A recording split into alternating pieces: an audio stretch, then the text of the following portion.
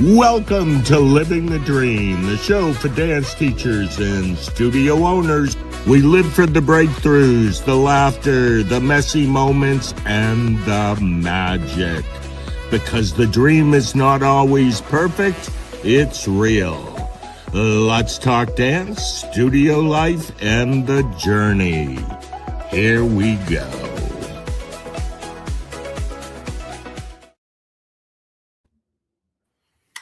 Hey. Good morning. Hello, friends. Good morning. Good Good morning. morning to you, Ashley. Welcome to Living the Dream. I'm really glad you're here. I am excited to have this talk today. I guess I'm excited every time, but today especially. Tell us where you're watching from in the comments, city, state, if you're outside the U.S. We love hearing from our community. And if you're catching us later, welcome to you too. Yes, let's drop your location in the comments. And if you have any questions for our guests today, Judy and Erin, leave that too. We might be able to grab a few questions toward the end of our show. Awesome. And a reminder, Living the Dream is also a podcast. You can find it on Apple Podcasts as well as Spotify and on YouTube as well. Okay, Ashley, before we begin, I have a new co-host every episode, and today it's Ashley Litwin. Tell everybody a little about yourself, my friend. Good morning, everyone. I am so honored to be here, and we have some amazing guests. I'm so excited to talk with them. I, as Rhee mentioned, am Ashley Litwin. I am the proud owner of the Erin Rae Dance Studio, and we are located in Wilmington, Delaware. And our newest location is in Aston, Pennsylvania, and we've been around for 74 seasons. Okay, so because there's no way you could be around yourself for 74 seasons, or maybe we could tell people you have. It's a nice skincare routine. Yes, look what dance can do for you. Look what owning two dance studios can do for you after 70-something years. So tell everybody a little bit about the history of those 70-something years. Yes. So Anna Marie Leo is our founder, and she is my aunt. She'll be 96 in May and still teaching with her oxygen tank, and she would whoop any of our booties in the classroom. And so my husband and I purchased from her about, 15 or so years ago. And we've kind of been expanding and living the dream. How cool is that? What's it like carrying on a legacy studio? I just think it's different. I think, if you have different struggles, if you are taking over a school or if you're building up from scratch. So I think kind of in the vein of today's conversation, it's just having the confidence to switch things or grow and build in kind of making it my own while still honoring the past and knowing I wouldn't be here today if my aunt had not kind of laid the foundation for me. So I'm a lucky lady. So did you just one day, your mom bring you into the studio and boom, that was it from that day forward? That was pretty much it. We laugh because there are so many cousins, and Anna Marie always says, you're literally the only child, niece, grand. I guess I'm a great niece to her, that actually stuck with it. Everyone kind of came and went, and I guess she kind of really got me in. So it's what I've always wanted to do my whole life, was to be involved in dance in some way. So I'm lucky that I could get to still do that. So let's talk a little bit about confidence. Yeah. Before we'll warm up before we bring our guests out. I love it. I notice in you, because we work together in the Gold Alliance and we've been working together for a long time, that you've come to this place. I think it's more since you've opened or since you bought your second school, where you're like, I put up with no bleep anymore kind of attitude as a leader. Tell me about that. I mean, at the end of the day, yes, there's always going to be stuff that infiltrates our thoughts, right? We're never going to be a perfect science there. But I think especially when you start to take on multiple locations, you have to be really strong in what you want. And I think both being a woman, being a mom, expanding my business, entering my 40s are all things that sort of build the character that you are. And you have to start doing what you believe in and lead from that, because you're never going to make all of your clients happy, all of the families happy. But as long as you know that you're leading from a good place and you have a lot of heart, I think there's no reason to not be confident, and your business will be successful because you're going to be attracting the right type of people. Okay. With that answer, was it something you built over time, or was it something? I think honestly, being in the Gold Alliance, so shameless plug, really helped, because I think so often as a studio owner, you think you're suffering alone. This parent is always upset, or this happened over here, and you start to analyze what you're doing. When you find a community, you realize it's not exclusive to your journey. It's just an industry thing.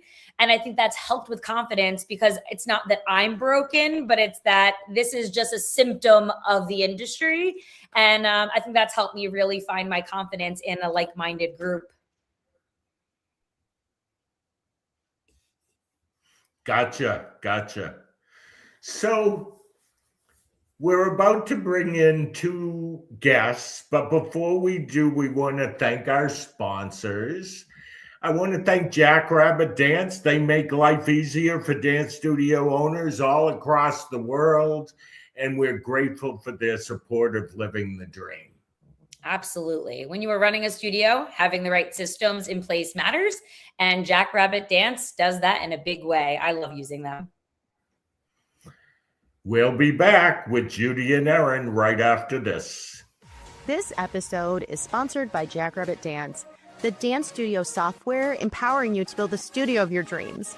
With over 20 years of experience, Jackrabbit has the solutions and industry insights to help your business grow. Want to increase student enrollment, optimize your pricing to be profitable, or improve staff retention?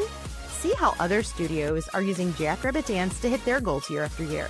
To learn more, visit jackrabbitdance.com/benchmarks. Hey, we got a cool gang here together.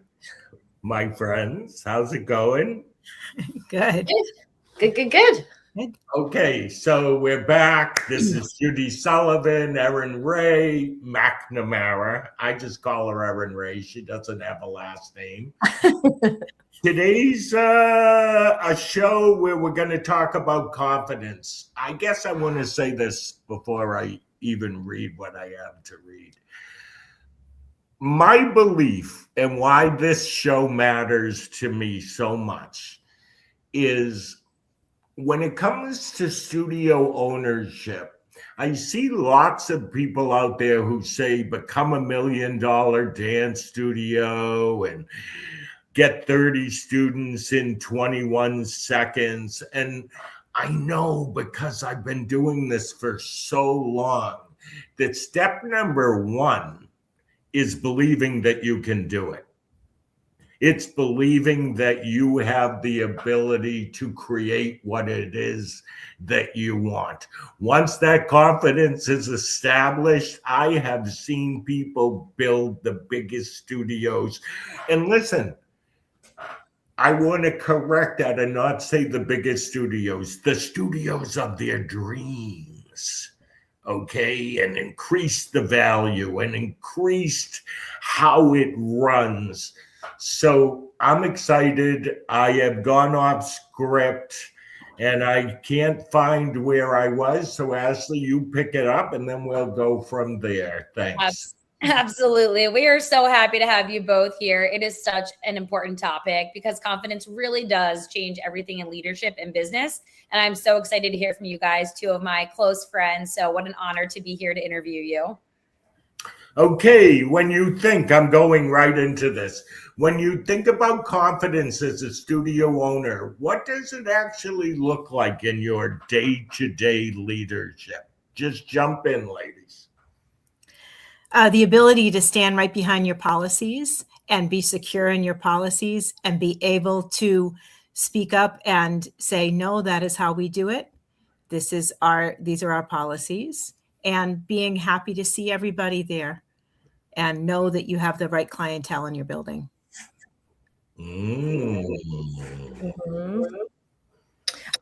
I think for me is planning day to day.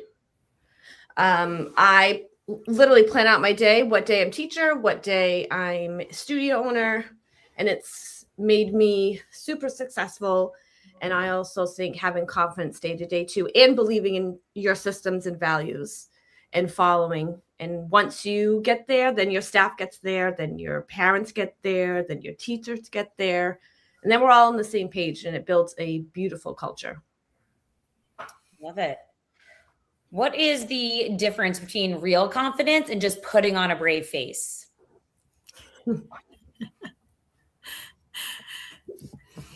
Well, Wow, I liked how you both reacted to that question. Does it make you question whether you're confident or you're putting on a brave face, maybe? no, I know for me personally, I grew a lot over, I want to say 12 years. I've been part of the Gold Alliance, and that's what's boosted me to who I am today, to be around well-minded, beautiful studio owners. It's definitely gained to who I am for a fact, because when I first opened my studio, I was not confident, and I used to fake it till I made it. I did. I'm not going to lie. I was struggling, but now I wake up in the morning. I'm like, wow, I'm doing this 21 years. It's just a beautiful thing. And I can't wait for the future. Yeah, definitely joining the Gold Alliance back in 2022 really helped me.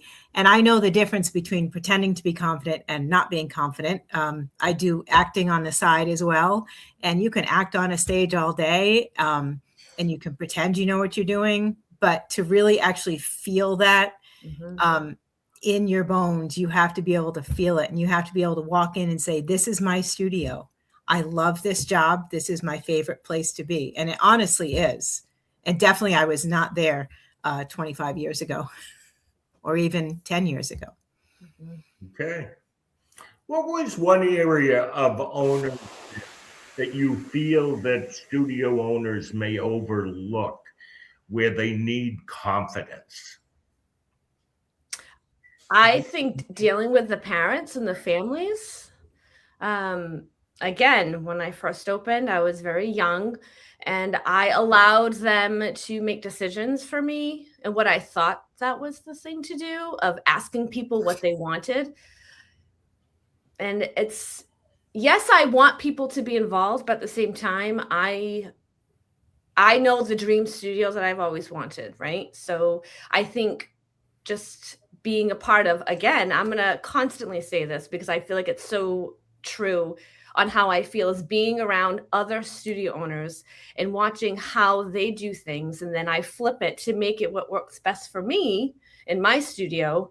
And that's why I'm just, I walk in that studio, I am so confident in every decision I make, people I talk to, even if it's something that's a hard conversation to have, because I think also to be successful is also very important to have uncomfortable conversations with people. And it's just, this is like such a beautiful topic for me to talk about, because I believe being around well-rounded studio, beautiful people, owners, and just gaining that confidence. Yeah, the ability to say no and to listen. I listen to what people have to say, but I was very quick when I first opened to say, oh, that sounds like a great idea. Let's do it. Without thinking about how it was really going to affect the rest of the studio and how it was going to affect everybody. So I know now what I want. I've grown my business. I've grown my culture to what I want. And I need to have people there that want that same thing.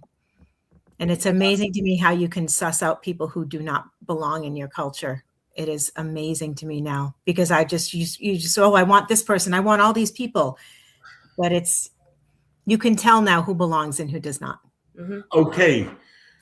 I have to ask you a follow-up on that. For those that are here with us today or will be listening down the road, how do you get the confidence to let them go if they don't fit into your culture? Because most people are like afraid to lose a kid. Like, how can I please that kid? Oh my goodness. I was always afraid to lose kids. I really was. And I would always panic and flip over backwards trying to find how could I keep them? What could I do? What rules could I break that were part of my policies to help them stay and to make them feel good? But I realized that if they don't want to be there, I can't force them to be there. If something I am doing and how our studio runs does not work for them, nothing that I do is going to change them. They don't want to follow what we're doing. And you just have to let them go. It's hard. It's still, sometimes you still take it personally. But I really, the past few years have not taken it as personally as I used to. It's hard. It is. Mm-hmm. I love it. What was a turning point that you think helped either of you stop copying what maybe other successful studios were doing and start leading from your own voice and kind of what you wanted from the business? Wow. That's a good question. I truly believe you can learn things, but we're all like ice cream, right? We're all just a bunch of different flavors, and you have to do what's best for yourself and your culture. Yeah. So fair. Mm-hmm. I hate to bring it back, but COVID. I do not think I would be where I was now if COVID had not happened. It was an excellent turning point to say, okay, here we go. We kept things moving on Zoom and everything. And when we came back, it was my chance to say, well, this doesn't work anymore. And I could say, no, because of COVID, we can't do that. We can't do that. We can't do that. Let's do this. Let's do this. And honestly, as much as COVID was a horrible thing, I really have to be thankful that it happened, because I don't know where I would be if that had never happened. I'm thinking I still would be struggling and I still would be treading water trying to stay afloat. I can relate to that. Amen. What habit or mindset did you have to let go of in order to lead at this higher level or perspective?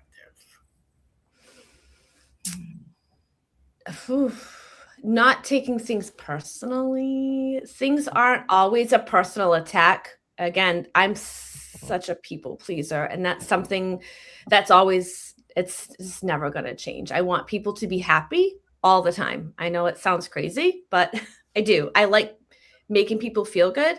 I think we all live in this beautiful life, and I want people to be happy. But sometimes that's not always the case. And I've learned that it's not always a personal attack towards you personally. It's just something that the other person's going through, and they don't know how to handle the situation. They just kind of backlash at you. It's things with people or situations. It's not always a personal attack. What do you owe to the fact that we start off and everything feels like a personal attack when you are a new studio owner, or you lose sleep over what some mom said about the costume or the choreography? How do you turn that? Like, give our viewers some advice, and then I'm coming back to you, or Judy, share some advice. Oh my goodness. Yeah. I have to listen. I've been listening more to people since I became a confident. I just sit and listen to what they have to say. If they're attacking me, I sit and say, why are they attacking me? I did nothing wrong. This is about them. I constantly go back to Rhee's meatloaf story. That is an excellent story. I always go back to about how, they dropped the meatloaf at home, and that just set off their whole day. And then you're just in their way. And it's just listening. I listen to people, hear their concerns. Sometimes the answer is still no, but I can listen to you. I can listen to you. And again, I believe it's confidence of believing who you are.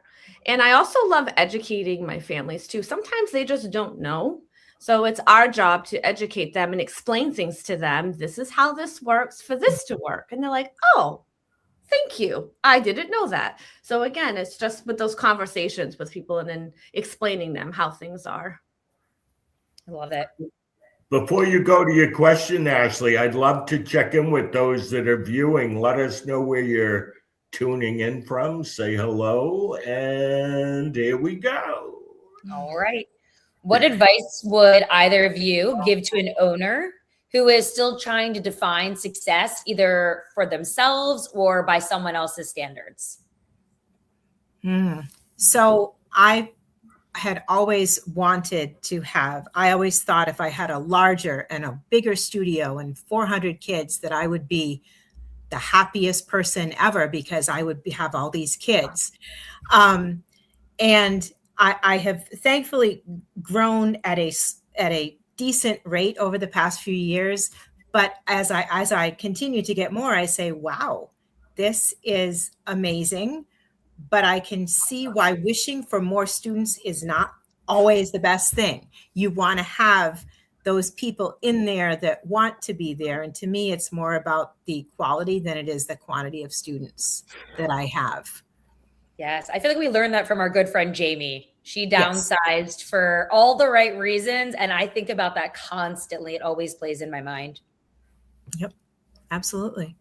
You don't have to be the biggest one in town to be successful. No, you do not. Usually the biggest one in town is spending the most money to keep their doors open. And it can be a tough life. Doesn't mean there aren't successful people in that place. Mm-hmm. Right. Katrina Hall is with us. And look, here is Susie from Canada is with us. And I think you just brought her up, but Jamie Gong is with us too. Jamie Gong downsized and loved that journey. Mm-hmm. Okay, I forgot what question we were on. Okay, I'm going to another question. Talk to me about parents. How has that piece changed for you? Meaning, I'm just going to say this. Erin Rae, maybe 15 years ago, you walked into the retreat center. You said you were going to quit and that you couldn't deal with the parents anymore.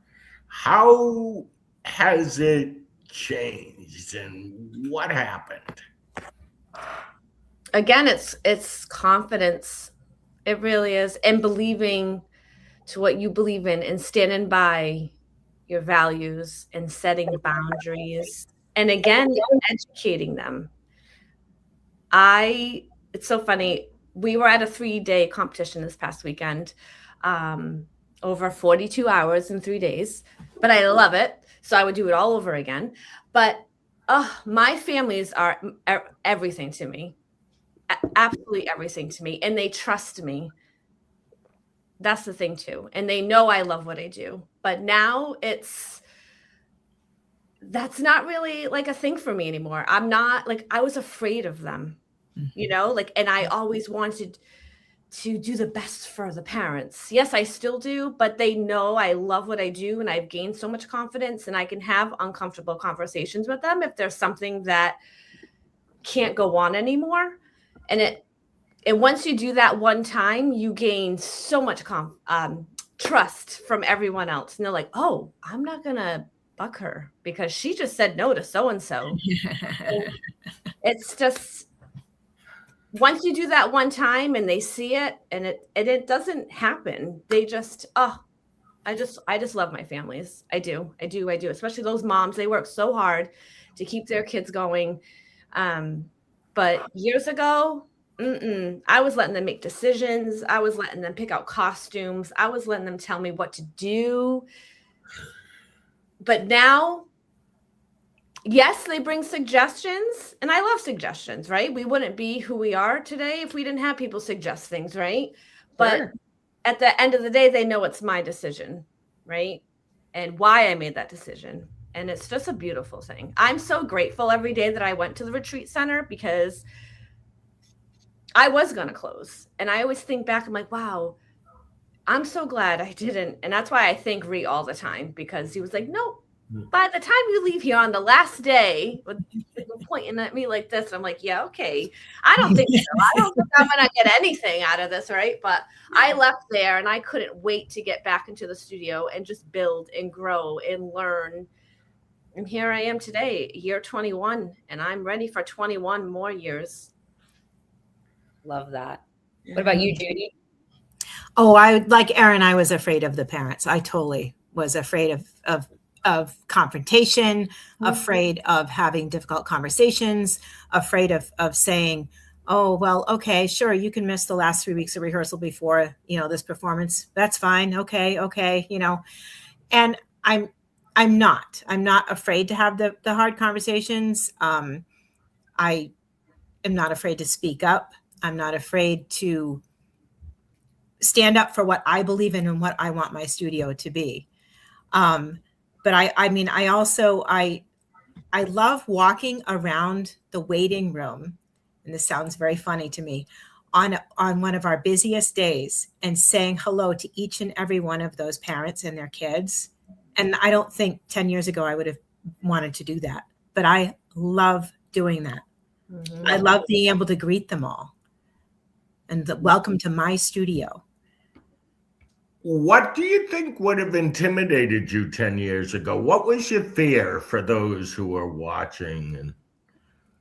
Probably that they wouldn't agree with me and that they would leave and they would walk out the door and they would tell everybody I didn't know what I was talking about and I was an idiot. That's why I was afraid of my name being smeared around town because, she thought she could open up a studio and she doesn't know what she's doing. Mm-hmm. I think that's a common fear for all of us, which is why I was speaking earlier of just finding that community to know that these things are not exclusive to your brain, but know that imposter syndrome is something we kind of all suffer with, And, like Erin, they didn't pick out costumes, but they picked out my logo and my studio colors 25 years ago. That's so and had jackets designed and everything. And are you pleased? I guess I didn't know that I should have been the one to pick out right. that stuff. I didn't realize it. But I will say we actually still have those colors. The jackets have changed. The logo has changed and everything. But we still have those colors. And sometimes I go, I wonder what I would have picked had I actually done it myself. I love that. You know what? That's what we are. We have our colors, and that's what it is. That's a great story. Hello, Tammy. Hi, Tammy. Well, on the heels of that, Judy, that's actually a great segue for me. Can you think of an example or a boundary that you now kind of communicate differently that you wouldn't have back then? Oh my goodness. Well, I don't always answer texts or phone calls or emails. When it's late at night or early in the morning, I usually wait to, I don't have set office hours, but I usually wait like between, 9 and 5. And obviously if we're at the studio that, from 4 to 9, they'll get a phone call back then. But I don't call people back from home and I don't call them from my personal cell phone. And, I'll see your email, but I'm not going to respond back because it is dance and there's really nothing that really is a major emergency that requires emergency surgery right then and there. Amen. Like the emergency surgery part. Yes, everything she just said for me, like I do everything Judy just said, especially when I first opened my studio. Everybody had Miss Erin's phone number. Everybody, right? The whole world could contact Miss Erin at any moment in time. That doesn't happen anymore. We communicate in the band app, and it's a beautiful thing. Or of course, email as well, but not my cell phone. Nope. What made you or helped you to become more certain about the value your studio brings to children? I always back on my childhood and how dance made me feel in certain situations, and those feelings never go away. I don't care how old we are. From our childhood, those feelings go on with us for the rest of our lives. So I always want children to feel the way dance makes me feel. Because dance is so beautiful. I know for me personally, dance is way more than just dance. It's made me sit tall talking to you today. It's because of dance. Able to choreograph and do what's best for the dancers is because of dance. So I believe also getting your team on board with that, and for them to understanding me on how I want us to be leaders to dancers and what dance is. So my team stands behind me as well. And then these dancers are just flying, especially for this year. Something changed. I did some tweak things, and the growth in dancers is just beautiful. And I love creating confident, I always say little humans, because school and our world doesn't teach how to be a good human, but us as dance teachers, we can and we will. And I believe we're changing children's lives every single day, and that will go on to their adult life. Absolutely. Ooh, get a little bumpy there. Yeah. Yeah. I love seeing my alumni out in the wild, and just the fact that they want to talk to you, and that they just ask, what's going on at the studio and how is it going. And they also, I'm happy to see them, and I see what people they've become, and I'm so proud of them because I know that dance helped with that. And it always makes me happy because, again, like Erin, dance is my passion. I absolutely love to dance, and I do want every kid to want to love to dance. And yes, I do things differently than my dance teacher did, and I think of different things of how I felt. I just said the other day, the reason why I do make such a big deal about our seniors is because how I felt when I was a senior in high school, and how it felt like just okay, bye. And I just felt like, wow, I spent 15 years here. I was a whole part of your life. And now it's like, see ya, here's some balloons and have a good day. And I always go about this, and we make a huge big deal about it. And it, it's just, it's funny, the things that you remember because of how you felt while you were in that classroom. I love that. It's sometimes easier to make those like emotional decisions, even when leading with confidence, but I'm going to ask you a tricky one. So has there ever been like a price increase or a business decision that taught you that confidence does not always mean everyone's going to be excited and cheer for you, but you still knew it was the right move for your business? Yes. Our recital fee. We added our recital fee 3 years ago, I think now. And we had said in September that we were going to do a recital fee, that this was new, what it included, how much it was. And I had to decide then and there, was it going to be a recital fee per family? Was it going to be per dancer? Was it going to be per recital? And I decided it was going to be per dancer because of how much I had to pay my videographer for the video that was going to be included, and the t-shirts and all of that. And I did have people come up to me and say, well, we have 2 kids. I don't care about that t-shirt. Can't I do it a la carte? And I said, no, this is our recital fee. This is how I want to do it. And they left after the recital. And we've had a few people like that, but that's what I wanted to do. And I knew it was going to ruffle feathers, but I'm happy with that recital fee. I like the recital fee. It helps me. So it's so much easier to just give everybody a video instead of saying, well, who bought one and who wants it and who wants a t-shirt, and everybody gets one. Inclusion matters to those kids. So love it. We also do the recital fee too. And it's been life-changing because I don't like nickel and diming my families. I like to do as much as I can in a short amount of time, especially in the spring. But this is something that when we go to Dunkin' Donuts and Starbucks and all these places, they don't post, "Ooh, prices went up." Right. No, we just keep going, right? Because we like it.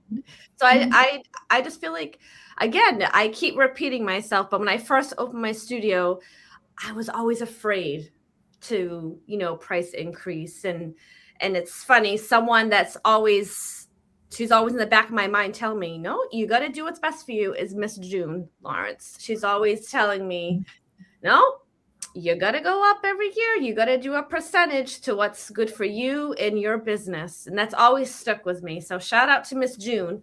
And again, with the Gold Alliance, where we gain such beautiful friendships, that's going to go on forever. But it's okay to go up. You have to do what's best for you and your business. And your business needs to strive. And it's okay to make money. You guys just led me into this next question so perfectly. How does your confidence, or I'll use the word self-trust, influence the financial picture of your business? Oh my goodness. Yes, we love dance. But it's a business at the end of the day. There are bills that need to be paid. There's payroll, right? That's like our number one. Erica, can you repeat the question? I got distracted. That's why we get along so good. I know. See that? Okay. I stand up in front of hundreds of people sometimes. I go, what was I saying? Yes. And I saw Erica's name. I'm like, ooh, okay. How does that confidence affect the financial health of your studio? Again, it's not just a hobby. Parents used to say to me, this is when we used to take a lot of checks in, right? But now everything is automatic and stuff. And I'll never forget, as a parent, again, Miss Erin, no confidence. We were stamping checks, and she's like, "Woo, look at all that money coming in."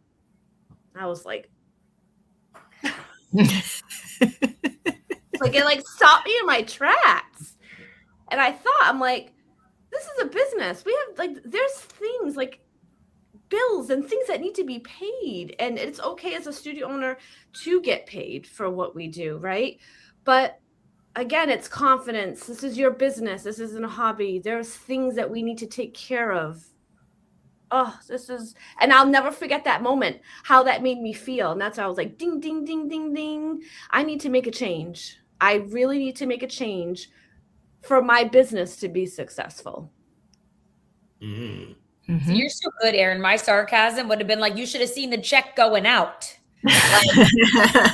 It's just, my head was spinning, and I was like, wow, people just don't get it. If you're not a business owner, they don't understand the hard work and behind the scenes and the things that we do, and losing sleep over things. That's one thing my brain is always spinning on how we can make things better, but I'll never forget how I felt in that moment.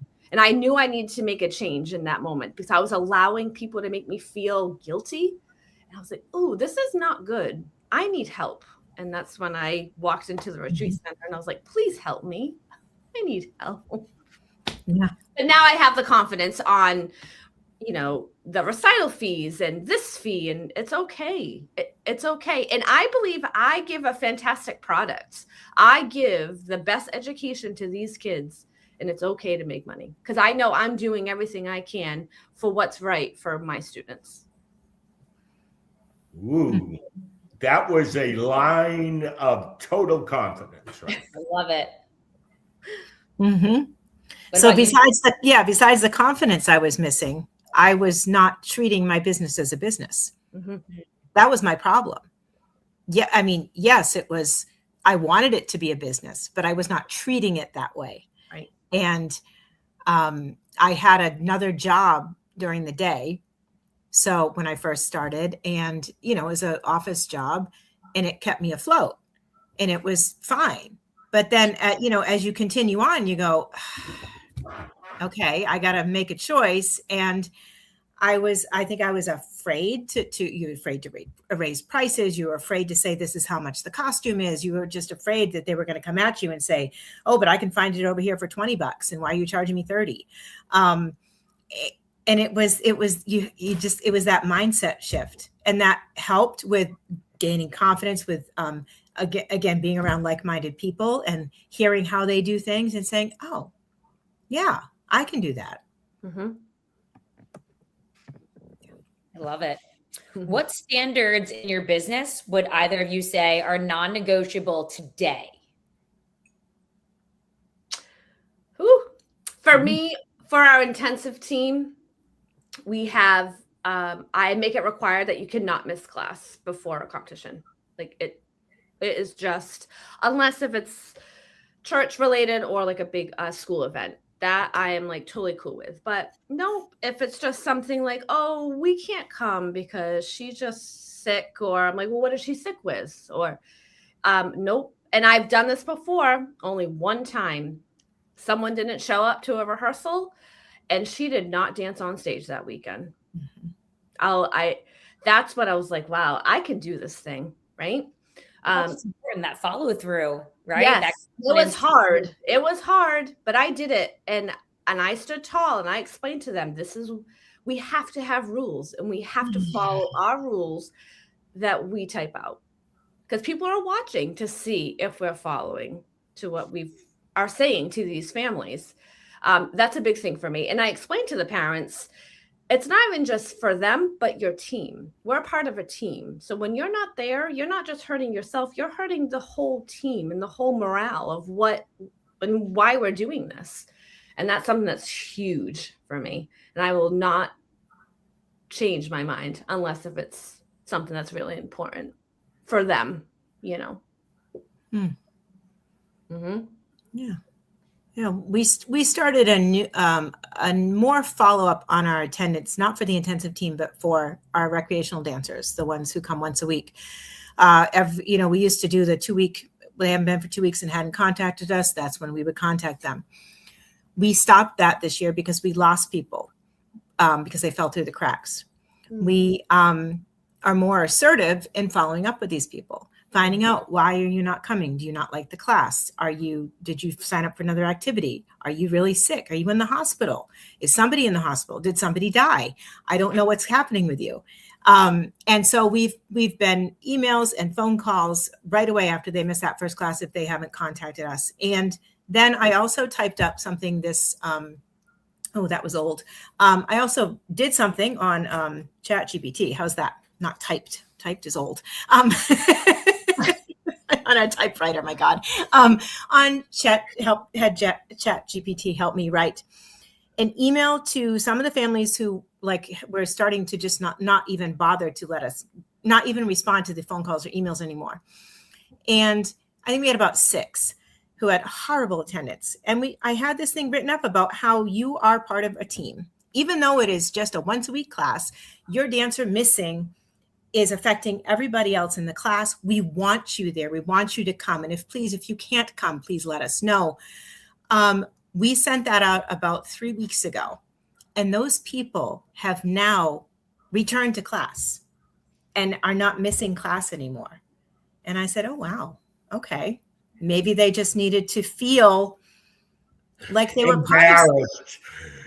No, you don't get embarrassed. It was written very nicely. It wasn't. Yeah, I got it. But bottom line is, we need to educate parents just as much as we're educating kids, right? Mm-hmm. They don't know. They're not realizing that it has an effect on others. Yeah. They're very self-centered.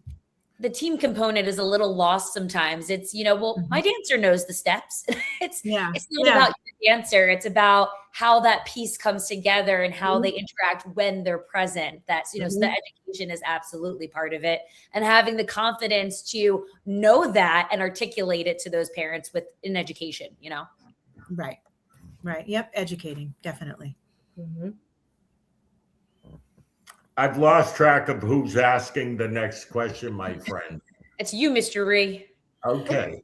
Thank you. You're welcome. What is one leadership mistake people make when their confidence, when they confuse confidence with being in control of everything? Ooh, not being human.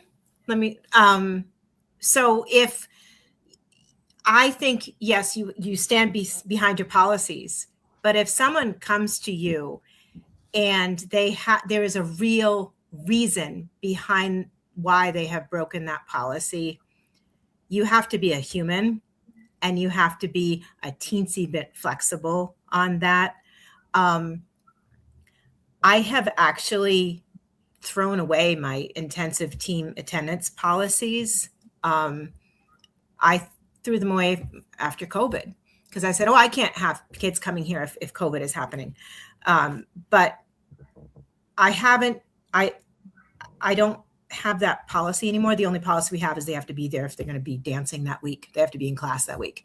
But we don't have a lot of people missing. They're coming to class. And I don't know if, that is also part of being flexible and saying, well, I understand things happen. If it starts to get too much, you sit them down, you have that talk. But I think it's just being human and understand that sometimes things happen, not every week. Something can't happen every week, but we do have those. Mm-hmm. Yeah. What about you, Erin? I forgot the question. Can I just explain to people? Rhee's probably like, what is up with Erin today? I am on a comp hangover, so I'm a little tired today. I promise. I get it. No worries. But okay. What would you say to somebody who has a hard time sticking to their policies? Like, okay, they're 100% in control. It could even be delegation, Oh, whew. It's funny. I do talk to a couple of studio owners around me because I love, again, creating friendships and relationships with people. And they ask me, how do you do such and such? Like, how do you go on 21 years and you're always smiling? I'm like, well, you have to count your blessings, first of all, right? Mm-hmm. Everybody has their things, but there is always something to be grateful for. Absolutely. Right? Always, always, always, always. But I tell them, and it's funny, Rhee, that you said that, because it is, for me, it's delegation. And I tell studio owners, you build your team, meaning your staff. And every year we get together in the summer and we talk about what we need to work on from the year before and what areas we did really well. And for me, it's delegation, that you can't do it all. You cannot. You physically, mentally cannot do it all, because sometimes they do better than you, meaning your team. There's things that I don't really enjoy doing anymore. I love watching it, but like the assistant program, I don't have time for that. I feel like I can be working on something else. So I have an assistant director, Danny. She's fabulous. She's been with me since I opened. She does an amazing job. She does better than anything within the program that I ever could have done. And it's striving because of Danielle. And it's okay to not do it all. You cannot. To be the best version of you, you have to learn to delegate. You have to. You have to. And I tell them that you can't do the payroll and then the business and then the cleaning supplies and then cleaning the studio every day and then the costume ordering and then put the costumes together. And this is such a huge list. And those are all the things that my team does for me. So then I could lead them with confidence. And then also it makes more time for me to be back in the classroom.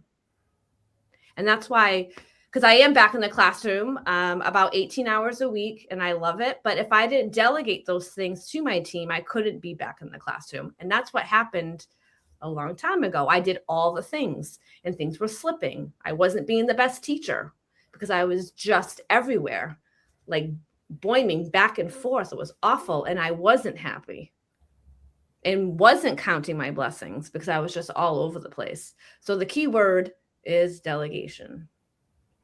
I love it. if you guys could share, what is one truth about confidence that you wish every studio owner understood a little bit sooner? There's so many programs for you to take, right? I always say to my school, meaning my culture, that I'm in school.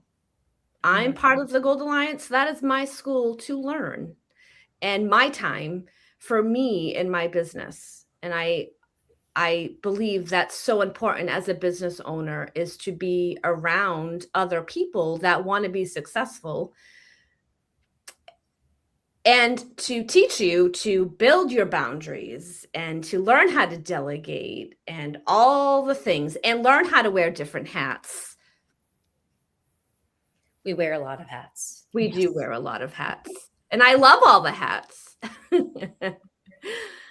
Yeah. But I think you get the chance, if you really think about it, to pick the hats that fit and then move some of the other hats around so that everybody's got a good hat on. Right.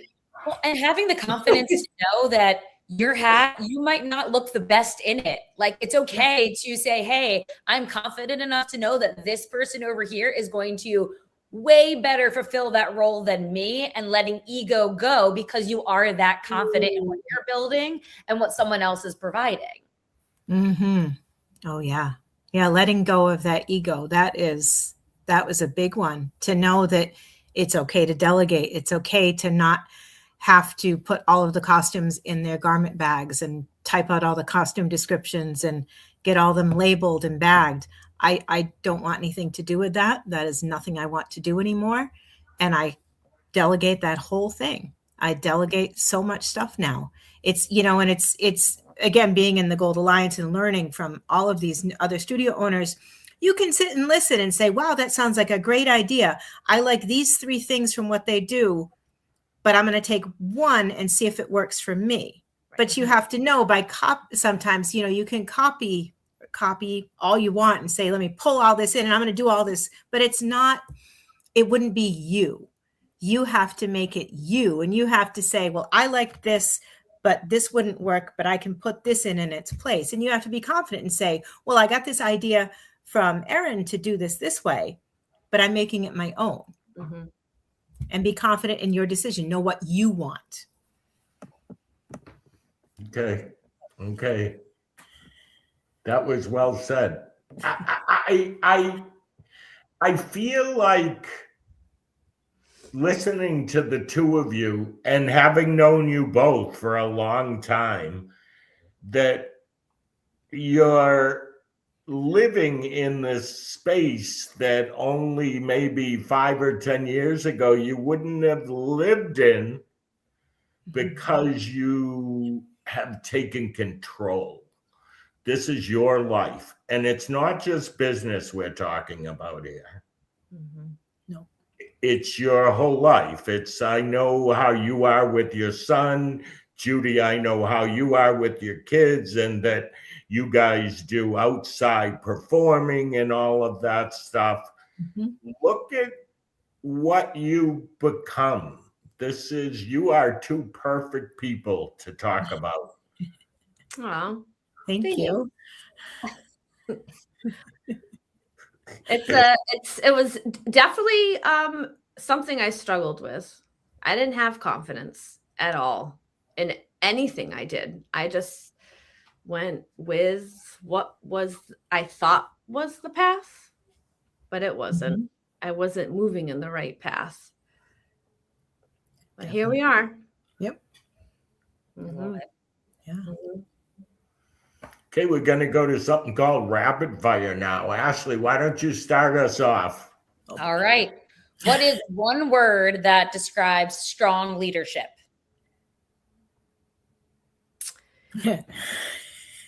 Being yourself, being honest.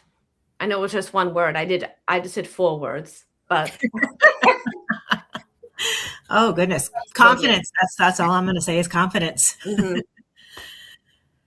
Take home message. I love it. Go ahead, Rhee. What's a habit that builds confidence? One word. Delegation. Oh, Judy. Sorry.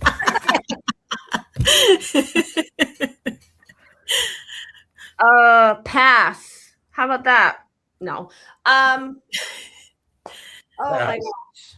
Go ahead. I can't think. You want me to keep Okay. going? I can keep going. We got more for keep you. going. Yeah. A business decision that gets easier once you trust yourself. I think for me this is also something I think we all struggle with as studio owners is I know I keep bringing up intensive team, but moving kids around into different, I don't like to use the word levels. I don't like to use that because everyone's different in their own way, but standing by to what's best for the dancer and explaining to the parents on why we did that. I think that's something that's important. We know what to do and what's best for the kids. That was the shortest one-word answer I've ever heard. I'm like, One thing a studio owner needs to stop apologizing for. Wanting to make money. making decisions.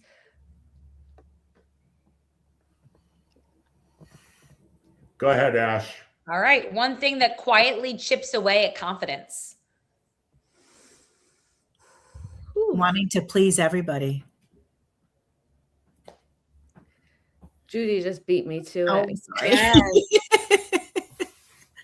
Okay, what's one quality every strong leader needs, Erin? Again, it's confidence. And I know these are one word answers, but it's just you're the only one that's in control of your life. You're the only one that's in control of your life of making decisions. And it's confidence and walking into your studio and be you and make the decisions of what's right for you. I like it. A word that describes the culture that you want in your school. Accepting. Happiness. Accepting is good too. Good ones. Yeah. One piece of advice for a studio owner who may be doubting themselves today. You can do it, and you matter. Your feelings matter. You know, at the end of the day, you know what's best for you in your studio.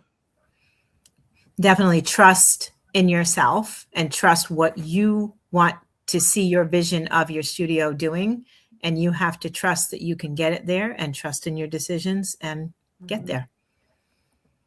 All right. And tell everyone where they can follow and learn more about what you guys are doing. Well, again, around our area, there's a lot of studios, and they're all wonderful. And again, we're ice cream. Everyone has different flavors and everyone has different things, but I'm constantly talking to them about joining the Gold Alliance and things like this. This is so important. You need to give back within your business. Business is more than just dance, right? We're not just walking in and just teaching dance classes. It's more than just that. It's a business. You have to keep educating yourself to do what's best for our students. And find that community. Yes, so important. Right. Oh. Right. Yes, continuing education is my favorite thing. I don't understand when studio owners and dance teachers do not wish to further their knowledge. Everything is constantly changing. You have to keep up with it. And you got to join something, Studio Owner Alliance, Dance Teacher Alliance, join something. Start getting new ideas, new ways of doing things. Keep learning. I love learning. And there are so many different opportunities for them to take. But at the end of the day, you do what's best for you. Right. Meaning like us. I know what makes me feel good, right? So I know where I belong. And there's so many resources that you can use. Absolutely. Just do it. Once you do it, you'll be so proud of yourself. Wow. I'm so proud of you guys and Ashley too. This is what success looks like. This is what confidence looks like. And I have always wanted it to be the foundation of my teaching. How can I raise this person to understand that they can have what they want? They just have to know what they want. Mm-hmm. And then they have to have the confidence to believe in that and go for it, and go for it with gusto. Mm-hmm. And also, I'll say one more thing, because I do think it evolves, meaning we could want this in our 20s, and then in our 30s, we want this because life has changed, or we're raising our kids. And then in our 40s, we want to go in this direction. All of that journey is okay. It's not like you have to figure it out and say, this is who I am and this is where I'm going to stay. It's like I say, you enjoy the journey, just eyes wide open as you're moving forward, and saying, okay, this feels right. This is where I want my life to be today, and I am in control. And I'll add one more thing to it. Those who may be listening today, or may be listening online on Spotify or whatever, it's about you having the ability to say, I am creating a journey that's going to make me happy. And that is not selfish, because that mom in the studio who you're afraid of right now will be gone in 3 years. And you didn't make a decision because you didn't have the confidence to buck that woman. So now you're 3 years behind where you could have been. So I'm a big believer in this. Where do you want to be? Be the best teacher. Inspire the kids. Make them the best dancers that you can make them. Offer them the best mentor, leader, and teachers that you can offer them. But in the long run, you're going to be there the longest. Yeah. Mm-hmm.